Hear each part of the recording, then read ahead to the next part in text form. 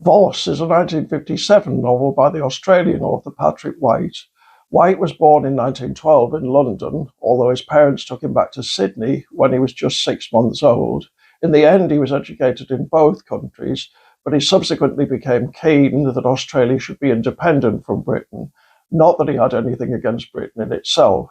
He won the Nobel Prize for Literature in 1973, and he died in 1990. Voss is set in Eastern Australia in the mid-1840s. It focuses on an explorer, a Prussian called Johann Ulrich Voss, and one family, the Bonners, who sponsor Voss's expedition in a bid to consolidate their social status. The Bonners comprise two parents, their daughter, and an adopted niece called Laura Trevelyan, who's central to the novel. The story begins with a meeting between Laura and Voss, in which both come across as strong-minded, highly independent individuals. They meet a few times more before Voss's departure for the outback, always on formal terms, although since neither cares for the conventional platitudes, their conversation consistently goes deep, leaving an indelible psychological mark on both parties.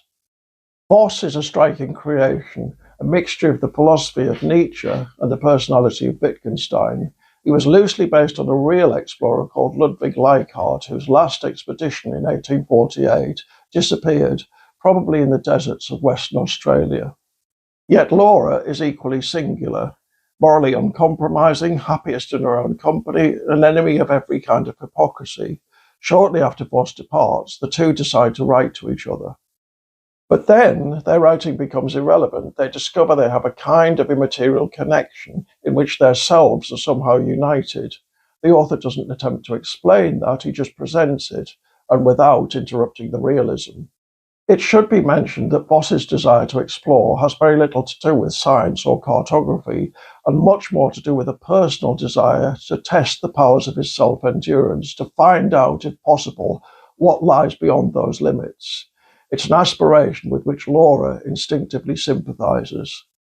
He's joined by several men of a similar cast of mind, the most interesting of whom is Frank Le Mesurier, a poet whose verse, when we see it, resembles the unsettling prose poetry of Fernando Pessoa, and which Voss finds highly disturbing, partly because in some way that's hidden to the reader, he can see it's about him.